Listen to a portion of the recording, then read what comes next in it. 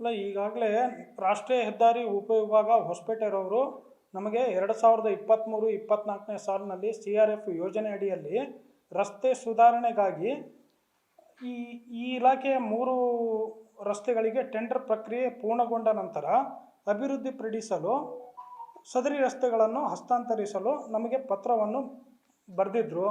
ಅದರ ಅನ್ವಯ, ಅವ್ರ ಪತ್ರದ ಅನ್ವಯ ಅಭಿವೃದ್ಧಿಪಡಿಸೋದಕ್ಕೆ ಈ ಇಲಾಖೆಯಿಂದ ರಾಷ್ಟ್ರೀಯ ಹೆದ್ದಾರಿ ಉಪವಿಭಾಗರವರಿಗೆ ಅಭಿವೃದ್ಧಿಪಡಿಸಲು ಹಸ್ತಾಂತರಿಸಿರುತ್ತೇವೆ.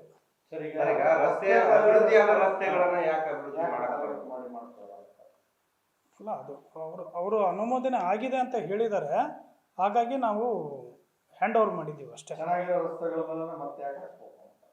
ಇಲ್ಲ, ಅದು ಅವರಲ್ಲೇ ಕೇಳಬೇಕು ನೀವು ಒಂದ್ಸಲ. ನಮ್ಮನ್ನು ಕೇಳಿದ್ದು ಟೆಂಡರ್ ಆಗಿದೆ ಕೊಡ್ರಿ, ರಸ್ತೆ ಅಭಿವೃದ್ಧಿ ಮಾಡ್ತೀವಿ ಅಂತ ಹೇಳಿ ಕೋರಿದ್ರು. ಅದರ ಅನ್ವಯ ನಾವು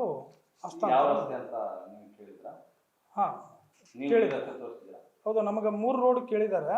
ಚಿತ್ತವಾಡಿಗೆ ಇಪ್ಪಿತೇರಿ ರಸ್ತೆ 0 ಇಂದ 4 ಕಿಲೋಮೀಟರ್, ಚಿತ್ತವಾಡಿಗೆ ಹೊಸೂರು ರಸ್ತೆ 0 ಇಂದ 2.5 ಕಿಲೋಮೀಟರ್ ಹಾಗೂ 100 ಬೆಡ್ ಆಸ್ಪತ್ರೆ ರೋಡ್ 0 ಇಂದ 1.3 ಕಿಲೋಮೀಟರ್.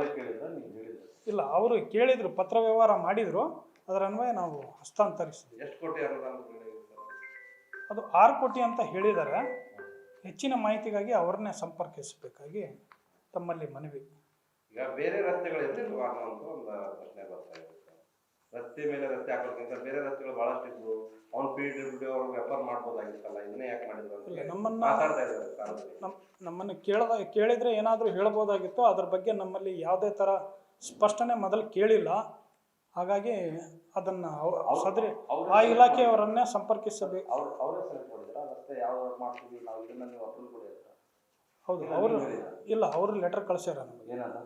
ಇಂಥ ರಸ್ತೆ ನಾವು ಅಭಿವೃದ್ಧಿ CRF ಯೋಜನೆ ಅಡಿಯಲ್ಲಿ ಅಭಿವೃದ್ಧಿ ಪಡಿಸೋದಕ್ಕೆ ಪಡಿಸಿ ಟೆಂಡರ್ ಆಗಿದೆ, ನಾವು ಅಭಿವೃದ್ಧಿ ಪಡಿಸೋದಕ್ಕೆ ಹಸ್ತಾಂತರ ಮಾಡ್ರಿ ಅಂತ ಹೇಳಿ ಕೇಳಿದರು. ಅವ್ರ ಕೋರಿಕೆಯಂತೆ ನಾವು ಹಸ್ತಾಂತರಿಸಿದ್ವಿ.